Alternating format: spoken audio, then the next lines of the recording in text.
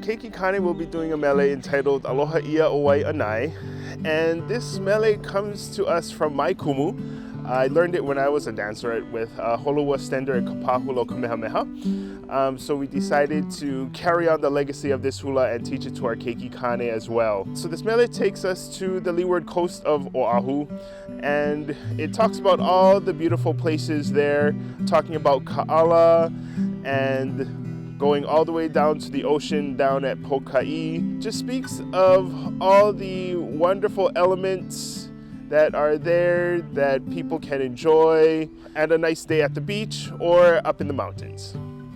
When I learned this mele, I was an adult. It was during my college years with Kumu Hula and this was one of the standards in our halau. It seems to be a standard for many halau. It's a nice up-tempo song that a lot of people enjoy listening as well as dancing to.